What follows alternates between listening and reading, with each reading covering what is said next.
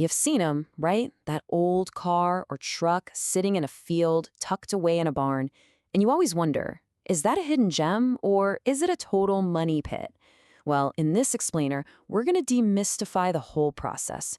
We'll show you exactly how to evaluate a classic project by walking through a real-world case study of this 1966 Ford F-100. Look, figuring out an old truck is so much more than just kicking the tires. You're basically a detective. You're piecing together all these little clues from the metal, from the interior, and from what the owner tells you. The goal is to understand its past, diagnose what's going on with it now, and get a feel for its future. Every single dent, every patch of rust, it all tells a story. So where do we even begin our investigation? Well, first things first. Before we can judge its condition, we have to establish its identity. We got to nail down the basic facts. What exactly are we looking at here? Okay, here's the spec sheet. It's a 1966 Ford F-100. It's a custom cab, which was kind of the fancy trim level back then. You got a little more chrome, a few nicer bits inside. It's got a V8, and it's almost certainly the workhorse 352 FE engine. And here's a big one. It has Ford's famous twin I-beam front suspension. That was a huge deal, a real game changer for ride comfort in a truck. And, you don't just have to take the paperwork's word for it. The proof is right there on the truck itself. See that twin I-beam badge right there on the fender? And that grille, that specific design with the turn signals built right in? That's a one-year-only part for 1966. Boom. The evidence on the truck perfectly matches a story. All right, we've identified our suspect. We know what it is. Now for the fun part. We got to figure out how it is. This is where we do the walk-around, where the truck's real condition, its true character, starts to come out. You can learn so much from just that first glance. The two-tone paint is obviously old, baked by the sun, but look closer. The trim is all there, the body panels are nice and straight, you don't see any signs of a major wreck. It gives you the impression of honest age, like a well-worn tool, not something that's been abused and neglected. And this brings us to probably the most important lesson when you're looking at an old vehicle, the difference between patina and rot. Patina is your friend. It's that cool, honest wear, the faded paint, the light surface rust. That's the truck's story. Rot? Well, rot is the villain. It's the destructive, metal-eating rust that kills projects and breaks hearts. Here is a perfect example. See those little bubbles in the paint on the drip rail over the door? That's a super common spot for rust. But, and this is a massive clue, this is an Oklahoma truck. It's never seen salted winter roads. That tells me this is most likely just surface stuff we can handle, not deep structural rot. It's something you make a note of for sure, but it's not a runaway sign. Let's open the door and jackpot? Honestly, this is one of the biggest wins you can hope for. The interior is complete.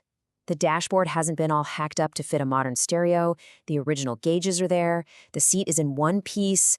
Trust me, hunting down all those little missing knobs and trim pieces is an absolute nightmare. Finding it all here saves you a huge amount of time and money. So, we've examined the physical evidence. We've read the clues on the metal. But that's only half the story. Now we need to get the backstory from the owner, because that narrative gives us the critical context for why the truck is in the state it's in. So here's the deal. The owner drove this thing pretty much daily for years. Then, about 2.5 years back, the radiator developed a tiny pinhole leak. He put a temporary patch on it, drove it home, and that's where it sat. And this right here is the golden nugget of information. The truck wasn't parked because the engine blew up or the transmission failed. It was parked for a simple, totally fixable radiator issue. That changes everything. And that story lets us use a really important word, recommission. This isn't a full-blown, ground-up restoration. It's not a total rebuild. Think of it more like waking a vehicle up from a long nap. It means you fix the known problems, you change all the old fluids, you do the safety checks, and you get it back on the road. The scope is just so much more manageable. Okay, now we get to put all the pieces together. The detective work is pretty much done. We're going to combine the clues we found on our walk-around with the story the owner told us, and from that, we can come up with a really clear mechanical diagnosis and a solid plan of attack. Let's break this down. The owner mentioned the steering feels a little mushy. On these old Fords, 9 times out of 10, that's just a little rubber joint in the steering column called a rag joint. It's a common wear item and an easy fix. The cooling issue, we already solved that mystery. It's the radiator. In the tires, yeah, they might have tread, but after sitting for years, they're dry rotted and unsafe. They just have to be replaced, no question. While we're under the hood, I spotted something else. See how the engine fan is just kind of spinning out in open space? There's supposed to be a big plastic piece around it called a fan shroud.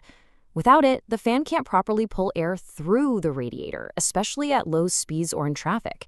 So that one missing part was probably making that little leak seem like a much bigger overheating problem. It's another easy fix, but you have to know to look for it. So, look at this. All of a sudden, what seemed like a big, scary project turns into a very clear, actionable to-do list. Phase 1 is simple. Step 1, fix the cooling system. That means a new radiator and add that missing fan shroud. Done. Step 2, safety stuff. New tires and a new battery. Step 3, get all that old, nasty gas out of the tank and put in fresh fuel. And finally, before you drive it anywhere, do a full inspection of the brakes and steering. That's it. That's the path to roadworthy. Okay, we've gathered all the evidence. We've gone over the specs, done the walk around, heard the story, and made our diagnosis. Now it is time for the final verdict. Is this truck actually a good project to take on? And here's the bottom line. The most important thing is knowing what this truck is and what it is not. It is a survivor. It's complete, it's mostly original, and it's a perfect recommission project. What it is not is a pristine, perfect show truck. And more importantly, it's not a rotted-out basket case that's going to destroy your bank account. Having that clarity is everything. So what about the price? Well, around $3,000 in today's market for a complete V8 truck that we know for a fact was running when it was parked? Yeah, that's a very fair number. This isn't some mystery machine from an auction. It's just an honest old truck from a motivated seller. But you know, when it comes right down to it, it's not just about the money or even the truck itself. What you're really buying with a project like this is something real. It's a platform to learn, something you can fix with your own two hands. In a world full of screens, it's a mechanical, analog counterweight to all that digital noise. So the next time you see an old car sitting quietly in a driveway, don't just see a pile of metal. See a story that's waiting to be read. If you do a little detective work, you might just find a survivor with a whole new chapter just waiting to be written. Makes you wonder, right? What story is hiding in that one you always drive past?